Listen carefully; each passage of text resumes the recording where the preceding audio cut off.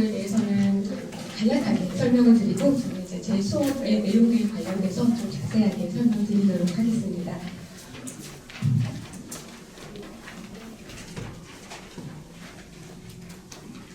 제가 페이지를 왼쪽 위에 놓았거든요. 자, 1페이지 한 번만 봐주시면 대학 입시제도의 변화에 관련돼서 사실 이게 개정 아니고 공정회라든지 여러 단계가 조금 남아있기 때문에 100% 확정은 아니지만 커다란 아니기 때문에 잠깐만 설명을 드리겠습니다. 이 잘 안 보이네요. 죄송해요. 자, 우선 2015 교육과정에서 지금 2022 교육과정으로 바뀌게 되는 거고요. 저는 이제 국어 중심으로 당연히 설명을 드리면 가장 큰 변화는 국어에서 영역의 변화입니다. 그러니까 아이들이 1학년 때 배우는 것들이 공통국어라고 생각하시면 되고 이 선택 과목이라고 되어 있는 여기까지가 이제 기본적으로 아이들이 공부하게 되는 2, 3학년 때까지 공부하게 되는 건데 지금 현재에서는 문학과 독서가 수능 기준으로 필수고 화법, 작문, 언어와 매체 그러니까 언어라는 게 사실 쉽게 말하면 문법입니다. 그래서 문법 이렇게 선택이 됐었는데 지금은 이제 이 모든 것들이 필수로 들어갈 것으로 예상이 됩니다. 수능에서. 그렇기 때문에 문학이랑 그다음 독서, 작문, 화법, 문법 이렇게 모든 것들이 필수 과목으로 들어가기 때문에 내신에서도 당연히 학교 선생님들이 커리큘럼을 짜실 때 그거를 고려하셔서 하시게 돼서 안 그래도 원래 학교에서는 문학과 문법이 중심이 되거든요. 근데 문법이 이제 필수로 들어가게 됨으로 해서 훨씬 더 중요성이 강조될 것으로 예상이 됩니다. 제가 좀 더 큰 걸로 설명을 드릴까요? 자, 밑에 보시면 이게 여기서 하나만 더 설명을 드리면 내신에서 지금 5등급제로 바뀔 것이 예상이 되고 있잖아요. 그래서 절대평가와 상대평가가 병기되겠지만 저는 솔직히 말씀드리면 내신이 9등급이든 5등급제든 저희 목표는 1등급이기 때문에 당연히 5등급으로 더 나뉘게 되면 퍼센트가 4%에서 1등급이 10%로 더 확대되기 때문에 1등급의 중요성은 정말 더 커진다고 볼 수밖에 없습니다. 그러니까 당연히 저는 1등급을 목표로 수업을 할 거고요. 그래서 제가 교육과정을 한번 다 넣어놨는데 그거는 제가 설명으로 드릴 거고 이거 자료로 한 번만 참고해 주시면 좋을 것 같고요. 4페이지에 제가 지금 커다랗게 좀 화두를 던져놨는데 우선 국어 공부의 문제점을 인식하는 좀 어려움을 확 인식하는 시기는 정말 고등학교 때라고 생각이 듭니다. 그러니까 교육과정을 보면 사실 다른 과목들은 제가 다 아주 국어만큼 분석한 건 아니지만 조금 연계성이나 학습의 깊이나 범위가 좀 차근차근이라고 한다면 국어는 중등국어와 고등국어의 학습의 범위와 깊이가 너무 다릅니다. 중등국어에서는 문법이든 문학이든 조금 학생들이 이해력이나 독해력이 기본적으로 있는 학생들은 충분히 많이 공부하지 않고서 사실 풀어낼 수 있는 문제들이 많았다라고 하면 고등국어는 정말 그렇지가 않거든요. 그래서 학습할 범위와 깊이가 너무 차이가 크다는 거. 그리고 가장 큰 차이점이 교과서에 없는 작품이나 지문이 시험에 출제된다는 겁니다. 수능은 당연히 말할 것도 없고요. 내신에서도 교과서 이외의 범위들이 많이 출제되기 때문에 학교별에 따라서 조금 차이는 있겠지만 학생들이 그거에 대한 대비가 필요하다는 거고요. 그리고 내신과 수능을 함께.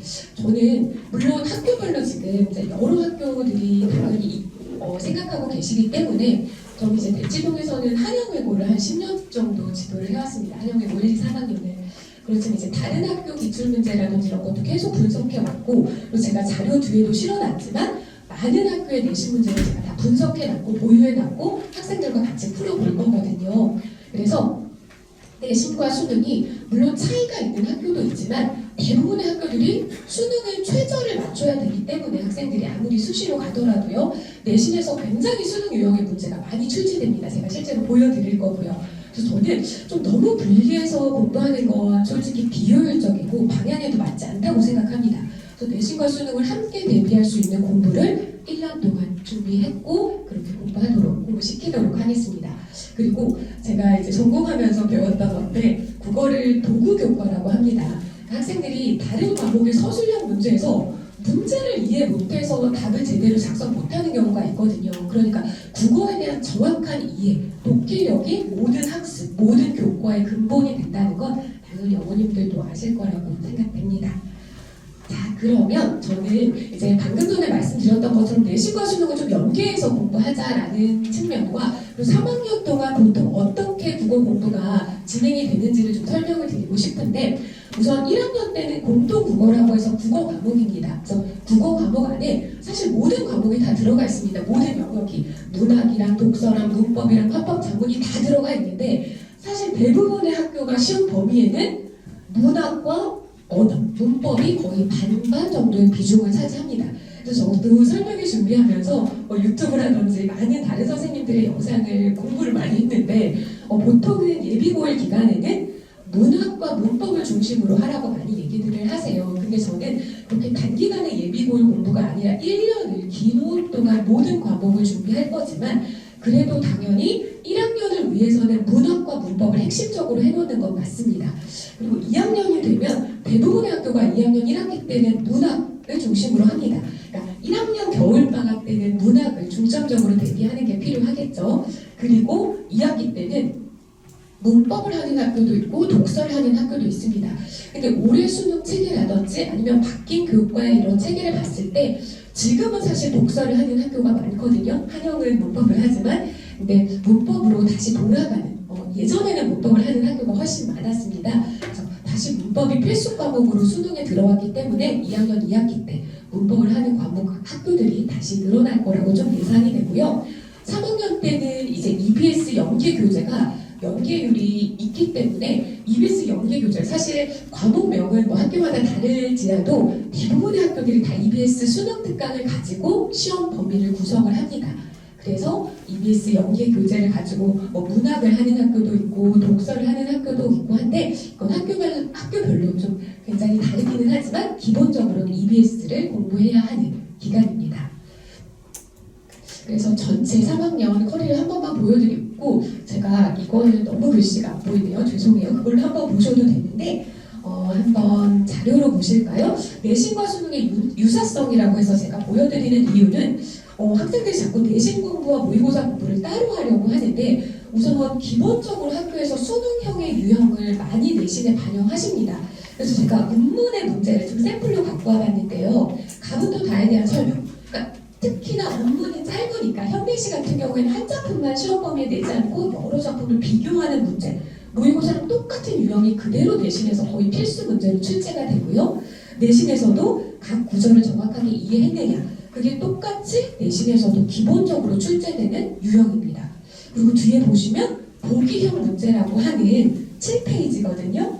네, 7페이지 한 번만 봐주시면 보통 보기형 문제라고 하는 수능에서 각각 문학 작품의 배경 지식, 이게 어느 시대에 쓰여진 작품이고 어느 작가의 작품이고 그 작가의 작품 성향은 어떻고 그것까지 몰라도 됩니다. 하지만 알아두면 조금 도움이 되는 측면이 있죠. 그런 지식들을 보기에 주고 그걸 바탕으로 풀어라. 이런 보기형 문제들을 학교 선생님들 굉장히 많이 강화하셨어요. 옛날엔 이런 보기형 문제가 내신에 많지 않았거든요. 그래서 내신에서도 이런 보기에 작품에 대한 기본 설명을 주고 이거를 바탕으로 해석하시오. 이런 수능과 같은 문제들을 많이 출제하고 계십니다. 그러니까 모의고사 대비를 하는 것이 당연히 내신 대비도 함께 할 수 있는 지름길이자 목표가 되는 거죠.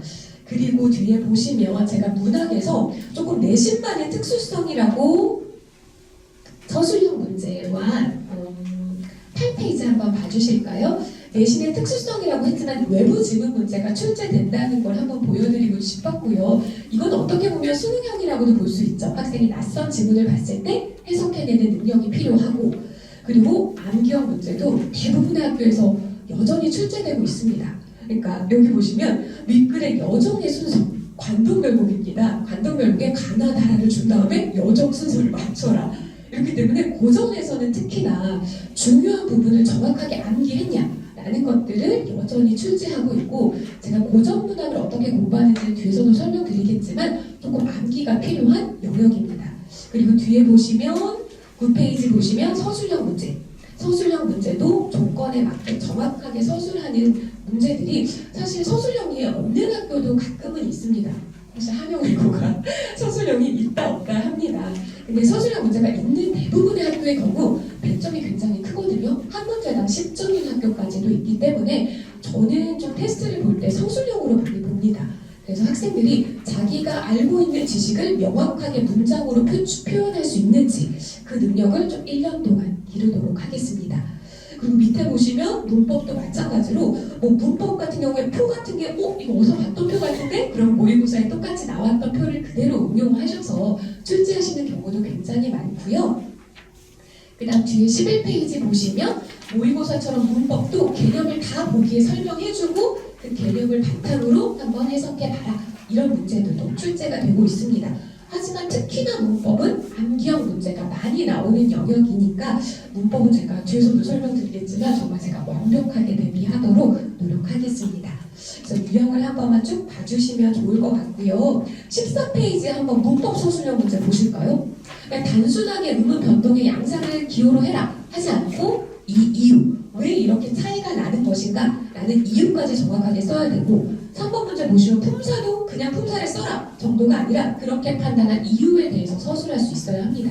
그러니까 학생들이 단순하게 암기하는 것이 아니라 그걸 명확하게 논리적으로 서술할 수 있는 것까지가 고등학교에서 요구하고 있는 실력입니다. 자, 그래서 제가 가장 설명드리고 싶은 게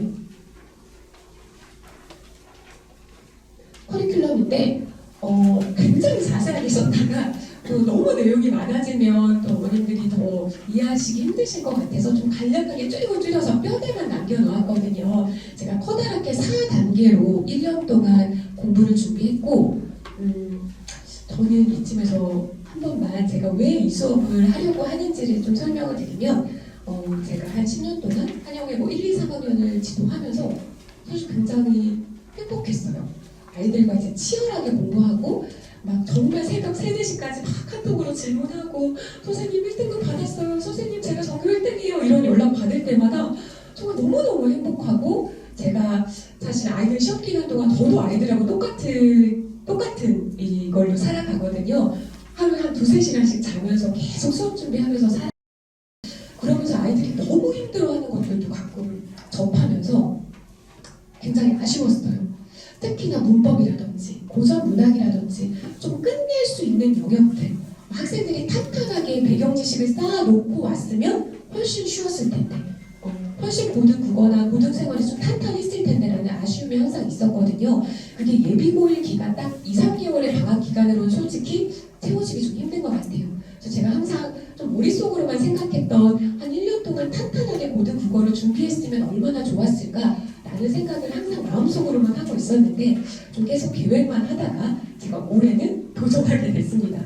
그리고 또 하나는 좀 솔직히 말씀드리면 제가 그렇게 강사 생활을 한 20년이 됐고 대치동에서 한 10년 동안 그렇게 학기 중에 계속 2, 3시간씩 자면서 수업 준비를 하다가 사실 건강에 크게 좀 탈이 났어요. 올해는. 그래서 갑상선에 이상도 생기고 눈에도 이상이 생기고 그래서 이제 수술도 하게 되고 하면서 제가 그렇게 내신 대비 2, 3시간씩 자면서 하는 대비는 사실 더 이상은 건강이 허락지가 않아서 제가 이렇게 예비고일 아이들을 탄탄하게 1년을 대비해주는 수업을 머릿속으로만 생각했던 제가 너무나도 하고 싶었던 수업을 지금은 이제 도전해봐야겠다라고 해서 제가 이제 한영외고 수업은 접고 이 수업을 하려고 이제 계획을 했습니다. 그래서 저의 모든 에너지와 열정과 노력을 좀 이 수업에 쏟으려고 합니다. 네, 그래서 제가 이렇게 4단계로 한 거는 우선 첫 번째 단계에서는 문학 개념을 끝내야 됩니다. 그러니까 EBS에서 사실 가장 유명한 윤혜정 선생님의 개념의 나비효과라는 수업이 있어요. 그 수업을 고3 학생들도 듣던데 저는 그런데 되게 안타까워요. 그러니까 문학 개념이라는 건 내가 문학을 해석하기 위해서 알아야 될 가장 기본입니다. 예를 들면 표현법 같은 거죠. 표현법이 중학교에서는 의인법 이렇게 나왔다면 고등학교에는 자연물에 인격을 부여하여 이렇게 살짝 말을 바꿉니다. 그걸 정확하게 이해해서 내가 찾아낼 수 있는지 그 연습을 하고 나서 문학을 해야 되는데 제가 고3 학생들도 가끔가다 질문받다 보면 이 말이 무슨 말인지 이해를 못하고 계속 괴로워합니다. 그러니까 문학 개념어를 정확하게 끝내놓으면 그 다음에 그걸 가지고 문학을 해석해야 하잖아요. 그래서 그걸 제가 3개월 동안 연습을 시키도록 하겠습니다. 그리고 문법은 저는 그냥 좀 차근차근히 공부했으면 좋겠어요. 체계를 정확하게 이해해야 되거든요. 그러니까 당연히 문법에서는 기본 암기도 중요하지만 전체 틀을 이해하는 게 너무 중요합니다.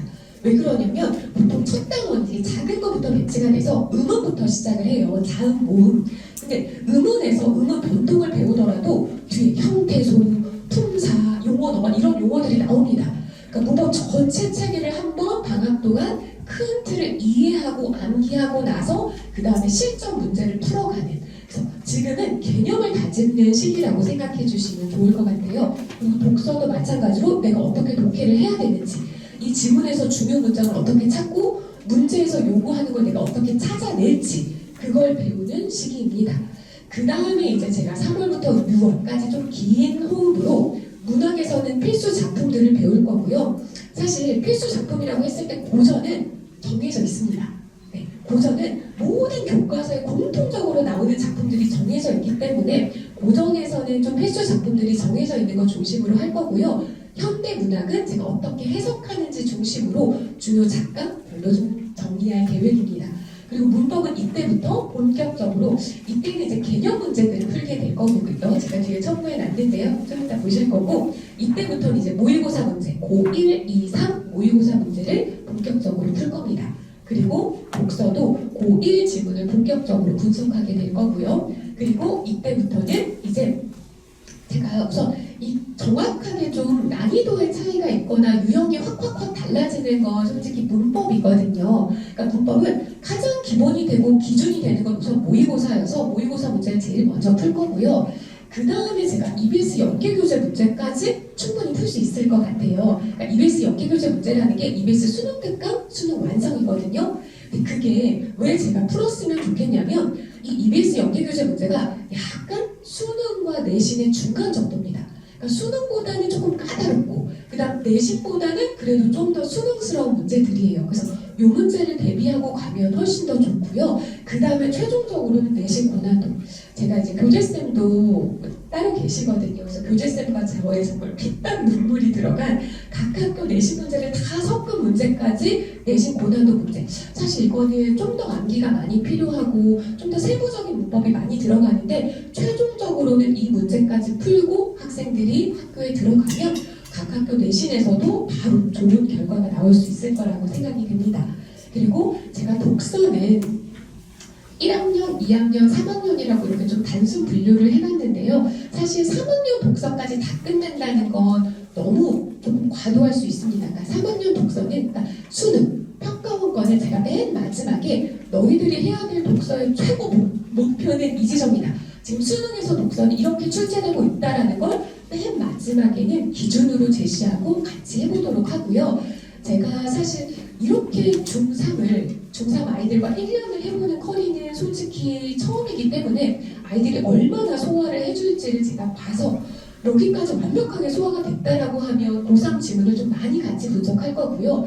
고2를 하는데도 조금 어려움이 있다라고 하면 고2를 충실하게, 고2도 모의고사까지 충실하게 분석을 하고 고3은 정말 이 정도에까지 해야 된다라는 목표를 제시하는 정도로 하겠습니다. 그러니까 아이들과 계속 소통하고 아이들이 어느 정도 흡수하고 있는지를 확인하면서 좀 커리큘럼을 계속 조금씩 수정하고 아이들한테 맞는 이런 수업 내용, 자료를 좀 제공하려고 합니다. 네, 그래서 뒤에 제가 좀 영역별 학습 목표를 제시해 놨는데 우선은 제가 문법을 먼저 설명을 드리면 문법은 정말 제가 끝내드릴 수 있습니다. 문법은 제가 수능을 기준으로 끝내드릴 수 있다고 자신할 수 있고요. 하지만 내신은 제가 거짓말하면 안 되니까 100%는 아니고 학교별로 너무 달라서요. 솔직히 80% 정도까지는 확실히 끝내드릴 수가 있고요. 학교별로 문법에서 등급을 판별하시려고 굉장히 저는 좀 구성 문법이라고 하는데 수능에서 주로 다루지 않고 너무 암기가 필요한 이런 문법을 하시는 쌤들이 계세요. 내신에서는. 그건 할 수 없습니다. 그건 내신 기간에 학생들이 10%, 20% 채우면 되는 거고요. 저는 한 80%까지는 탄탄하게 문법을 습득하고 모의고사 문제 풀고 내신 문제까지 푸는 이 문법을 확실하게 정리하고 가면 저는 아까도 말씀드렸지만 학생들이 굉장히 많이 힘들어하는 영역이 문법이에요. 저한테 항상 많이 하는 말이 선생님 저는 암기 정말 못해요. 쌤은 암기 잘하시잖아요. 저한테 이러는데 저 암기 못합니다. 저 암기 너무너무 못하는데 저는 많이 반복하고 이해하고 외우고 해서 됐던 거거든요. 그래서 학생들이 고등학교 가서 문법 때문에 힘들어하지 않게 문법 때문에 괴로워하지 않게 제가 1년 동안 아주 알차게 열심히 재밌게 지도하겠습니다. 그리고 문학은 아까 말씀드렸던 대로 개념을 먼저 꼭 배워야 됩니다. 내가 표현상의 특징이라든지 정서 태도를 어떻게 찾는지 모르면서 자꾸 작품을 그립다 양치기를 하는 학생들이 있어요. 근데 정확하게 내가 어떻게 해석하는 방법, 필요한 것들을 배우고 나서 필수 작품을 배우는 것으로 저는 좀 커리큘럼을 짰습니다. 그리고 특히나 좀 영역별로 나눴을 때 고전문학은 정해진 중요한 작품들이 있어요. 그리고 고전문학은 자꾸 암기라고 말해서 죄송한데 좀 정해진 내용들이 있거든요. 뭐 예를 들면 사군자다, 매화, 난초, 국화, 대나무. 그럼 거의 다 지조절개잖아요. 사대부들의 작품에서는 충신이고. 그러니까 그런 것들을 정확하게 암기해 놓고 가면 훨씬 작품 해석이 쉬워요. 그래서 그런 작업들도 특히 고전에서 중요한 것들은 좀 같이 암기하고 가는 게 제 목표고요. 그리고 독서라고 하면 독서가 올해 수능에서는 조금 난이도가 쉬워졌지만 그래도 독서에서 계속 난이도가 원래 그동안 최근에 한 근 5년간의 수능에서 오답률 1위부터 5위가 거의 독서가 많이 차지하고 있습니다. 그리고 학생들이 독서에서 어려워하는 경우가 있어서 물론 1학년, 짧게 봤을 때 1학년 내신에서는 독서가 시험 범위에 많이 들어가진 않아요. 안 들어가는 학교도 많고요. 그리고 들어가도 사실 뭐 3월 모의고사 한 지문, 두 지문 이렇게 들어가는 경우도 많지만 저는 계속 말씀드렸지만 지금 기도움으로 고등학교 국어 전체를 대비하고 수능을 대비한다는 개념에서는 당연히 독서를 어떻게 하는지 원리를 배우고 많은 모의고사, 사실 모의고사 수능 지문이 가장 좋은 지문입니다. 그 지문들을 정확하게 분석해보는 연습을 하는 게 제 목표고요. 그 다음에 화법 작문은 제가 좀 설명이 앞부분에서 많이 없었잖아요. 그러니까 화법 작문은 올해 수능, 그러니까 수능으로 봤을 때는 선택에서 이제 필수 과목으로 바뀌었으니까 조금 더 중요성은 생겼지만 사실 개념이 많은 영역은 아닙니다. 그러니까 뭐 예를 들면 이런 거거든요. 강연문 길게 주고 대화, 토론 이런 거 길게 주고 거기에서 내용일지 찾는 이런 커다랗게는 그런 것들이어서 이거는 사실 독서에 대한 지문에 대한 독해력이 좀 기반이 되면 금방 영역이 공부가 되는 영역이어서 제가 이 부분에서는 개념을 살짝 수업하고 문제를 풀면서 같이 풀어내는 그런 방법을 하는 영역입니다. 그리고 마지막으로 어휘는 제가 1년 내내 그다음 모든 수업에서 항상 테스트를 볼 겁니다. 그러니까 어휘력이 가장 기본이잖아요, 어머님. 제가 학생들이랑 너무 열심히 공부했는데 성적이 안 나오는 학생들은 가끔가다 시험지 상담을 합니다. 시험지를 펼쳐놓고 어떻게 생각해서 이거 답으로 했니? 이런 얘기를 하다 보면 가끔가다 단어에서 그러니까 학생들이 예상적이 뭔데? 라고 하면 뭔가 슬프지만 좋은? 그런 게 뭐야? 그냥 슬픈 거거든요. 그러니까 학생들이 어휘에 대한 이해가 정확하지 않으면 당연히 좋은 점수를 받을 수 없습니다. 그래서 저는 1년 내내 가장 기본적인 어휘부터 좀 어려운 어휘까지 그다음 뭐 한자성어 이런 건 당연하고요. 모든 어휘를 좀 탄탄하게 쌓을 수 있도록 1년 내내 어휘 테스트는 항상 있다고 생각해 주시면 됩니다. 그래서 제가 수업은 미니 모의고사라고 해서 학생들이 계속 모의고사 시험에 맨 처음에 수업에서 실전처럼 좀 보고 그 다음에 독서, 문학, 문법 이렇게 커다랗게는 이렇게 중심적으로 수업을 할 예정이고요. 제가 사실 클리닉을 너무너무 하고 싶은데 그거는 어머님이나 학생들과 조금 상의는 필요할 것 같아요. 왜 그러냐면 이제 제가 대표님께도 얘기를 들었고 제가 이렇게 예비고일부터는 수업을 해봤지만 중3 아이들은 처음 수업을 하는데 중3 아이들이 저보다 더 바쁘다고 하더라고요, 대표님이. 제가 클리닉 평일 중에 하고 싶다, 원래 평일 시간표 하고 싶다라고 했더니 평일 중에 아이들이 너무 바빠서 주말에 해야 된다고 이렇게 얘기하시고 그래서 클리닉은 제가 대부분 아이들이 가능하다라고 하면 클리닉 때 복습 테스트를 볼 거고요. 복습 테스트, 어휘 테스트를 볼 거고요. 그 다음 방학 기간 동안에는 80분처럼 실전 모의고사를 볼 겁니다. 방학 때는 반드시 클리닉을 할 거고요. 학기 중에는 아이들이 시간이 도저히 안 된다라고 하면 이 복습 테스트는 수업 중에 보는 걸로 하겠습니다. 방학 중에는 반드시 모의고사를 80분 동안 보는 실전 연습이 필요하거든요. 그러니까 80분 동안 집중하는 것도 사실 굉장히 실력이에요. 그런 연습이 되어 있지 않고 그냥 3월 모의고사 딱 가서 80분? 그거 너무 힘들거든요. 그래서 방학 동안에는 저랑 실전처럼 모의고사 보는 연습을 꼭 하겠습니다. 자, 그리고 제가 이제 커리큘럼을 이렇게 쭉 해놨는데요. 아까 말씀드린 대로 문학과 문법의 기본 개념이고 그 다음 독서는 좀 주제별로 독해하는 방법이 조금 다릅니다. 그래서 제가 영역별로 나눠놨고 영역별로 어떻게 독서를 하는지 독해를 해내는지 그걸 좀 중심으로 설명을 하려고 합니다. 네, 그래서 제가 여기서는 좋은 말들을 써놨습니다. 근데 저는 조금 강조드리고 싶은 건 뭐 체계적으로 수업한다, 좋은 자료를 제공한다라는 건 어떻게 보면 당연한 얘기잖아요. 네, 그리고 저의 장점이라고 제가 좀 말씀드릴 수 있는 건 좀 철저한 학습 관리. 제가 굉장히 꼼꼼합니다. 그러니까 학생들한테 제가 많이 들었던 이야기가 수업이 너무 빡빡하다. 하지만 정말 도움이 되었다. 그러니까 제가 제 수업의 모토가 뭐냐면요. 학생들의 1분 1초가 아깝지 않았으면 좋겠다예요. 학생들이 3시간 시간을 내주는 게 저는 너무 소중하고 감사하거든요. 정말 1분 1초도 아깝지 않도록 정말 최선을 다해서 수업할 거고 그리고 테스트라든지 복습 테스트라든지 이런 관리, 제 조교쌤들이 정말 이 과제마다 어떻게 과제를 했는지 써주는 란이 있어요. 그냥 체크는 뭐 분석 잘했다 이렇게 체크도 하는 란이 있지만 꼭 코멘트를 달아주는 란에 제가 자세하게 코멘트 달아달라고 조교쌤들한테 항상 부탁하고 저도 확인하거든요. 또 조교쌤들이 워낙 자세하게 써주시니까 학생들도 너무 좋아하고 조교쌤과 팩탈을 하고 있더라고요. 조교쌤 자세하게 써주셔서 너무 감사해요. 막 이렇게 편지를 조교쌤들한테 써주기도 하고 그래서 조교쌤들도 제가 잘 국어과 선생님들로 꼼꼼하신 분들도 다 항상 뽑고 있고 저도 과제 점검이라든지 테스트 점검이라든지 이런 걸 철저하게 하고 있습니다. 그래서 조금 제가 어머님들을 뵐 기회가 많이 없더라고요. 사실 설명회 이후에는 거의 뵐 수가 없어서 이 자리 때 제가 꼭 부탁드리는 건 제가 사실 굉장히 꼼꼼하고 사실 악랄합니다.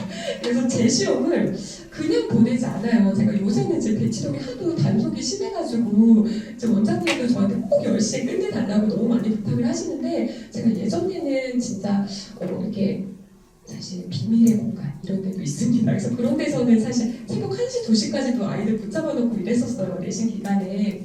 그래서 제 시험이 필요한 경우는 꼭 저는 제 시험을 보거든요. 근데 어머님들이 제가 특히나 이제 뒤에 수업은 제가 여기 지금 세정 수업이 뒤에 수업이군요. 죄송해요. 세정이 6시 반부터 9시 반이잖아요. 그래서 제가 9시 반에 딱 끝내고 싶지만 제 시험인 경우에는 이제 10시가 넘어갈 텐데 그럼 여기 이제 교통 상황이 난리잖아요. 그래서 제 시간에 끝내달라 제가 학부모님들께 가끔 문자를 받거나 연락을 받는 건 그거예요.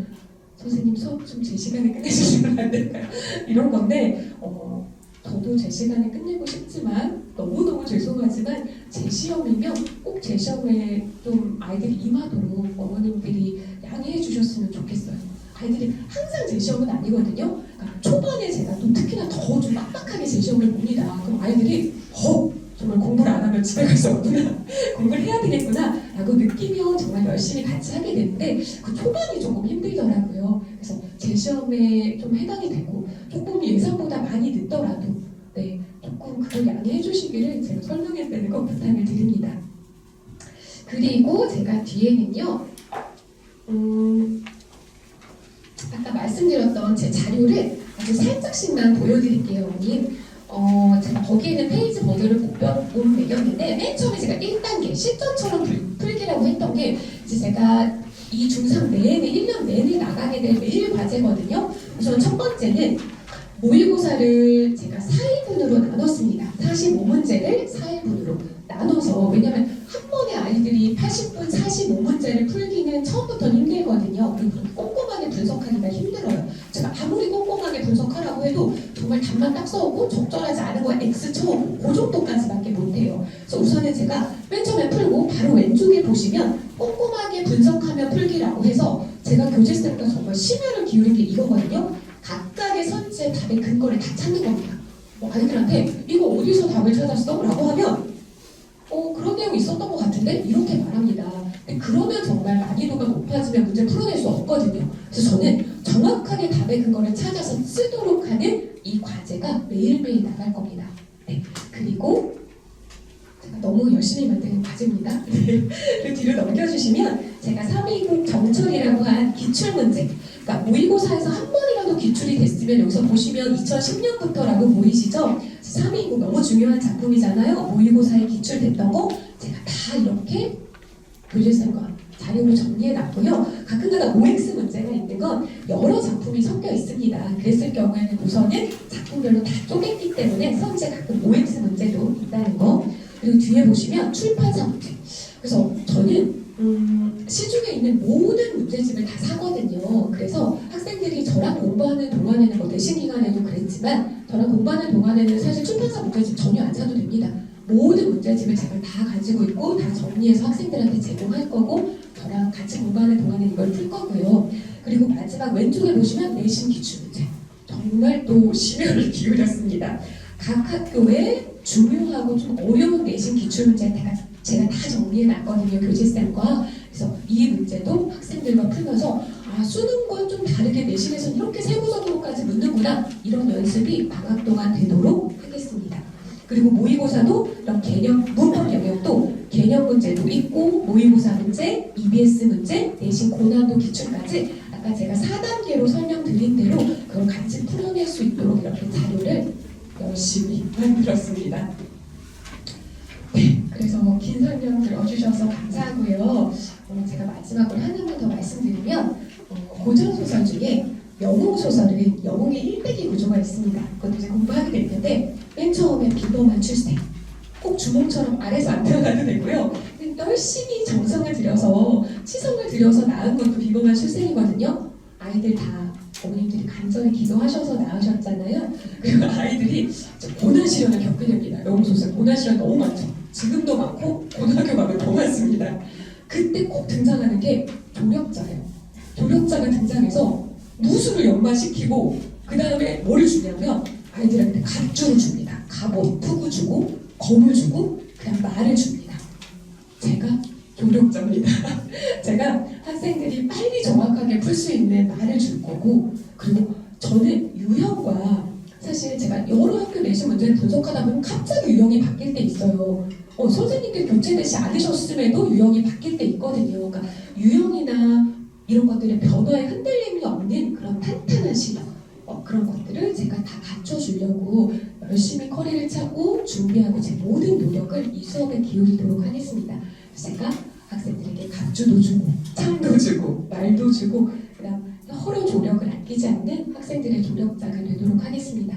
그래서 저는 좀 긴 호흡으로 1년을 봐주시면 너무 감사하겠고요. 저는 또 길지 않다고 생각하는 게 제가 했던 학교들은 보통 너무 감사하게도 3년 동안 수업 들어주는 학생들이 정말 많았거든요. 그래서 조금 긴 호흡으로 꼭 제 수업이 아니더라도 좀 탄탄하게 국어를 공부하고 대비하고 고등을 가는 걸 추천드립니다. 네, 좀 짧게 말하고 싶었는데 굉장히 길어졌네요. 네, 들어주셔서 감사합니다.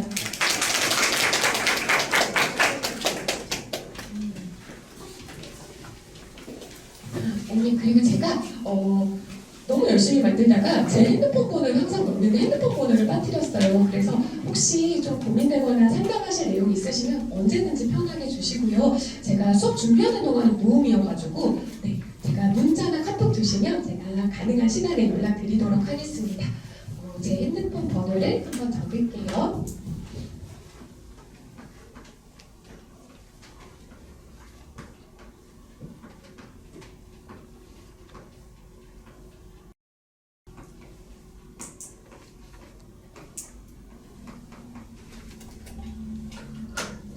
넣어놨어야 됐는데 죄송합니다. 네, 감사합니다.